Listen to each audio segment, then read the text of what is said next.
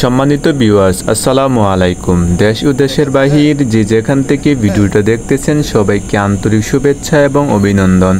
সম্মানিত ভিউয়ার্স, আপনারা দেখতেছেন যে গ্রাম অঞ্চলে কীভাবে আন্তা দিয়ে মাছ ধরা হয়।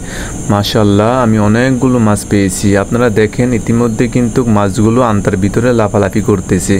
এই দেখুন, মাশাআল্লাহ, সুবহানাল্লাহ, অনেকগুলো মাছ। আমি প্রায় 1.5 কেজি মতো মাছ পেয়েছি। দেখুন, মাছ পেয়ে কিন্তু আমি আনন্দে নাচতেছি। দেখুন অসংখ্য মাছ, এই দেখুন কতগুলো মাছ কিন্তু পড়ে গিয়েছিল। তা ভিউয়ার্স, যারা গ্রাম অঞ্চলে থাকেন তারা কিন্তু জেনে থাকবেন যে কিভাবে এগুলো মাছ ধরতে হয়। এগুলো আপনারা বাজারে কিনতে পারবেন। এগুলো আমাদের আঞ্চলিক ভাষায় আন্তা বলা হয়, আবার অনেক জায়গায় বিভিন্ন জেলায় বিভিন্ন নামে পরিচিত। এগুলো কিন্তু বাজারে কিনতে পারবেন। আমি এটা 450 টাকা দিয়ে কিনছিলাম। তারপরে কিন্তু আমি অনেকগুলো মাছ পেয়েছিলাম। আমি ওই দিন 1.5 কেজি মতো মাছ পেয়েছিলাম, সবগুলো পুঁটি মাছ, বড় বড় পুঁটি মাছ।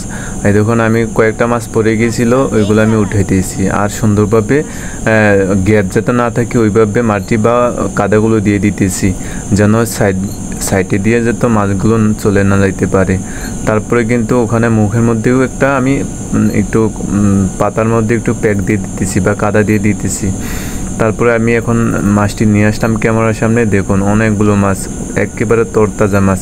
এই মাছ কিন্তু আপনারা শহরে কিন্তু পাবেন না। গ্রাম অঞ্চলে যারা থাকেন তারা কিন্তু এইগুলো টাটকা মাছ কিন্তু পাবেন।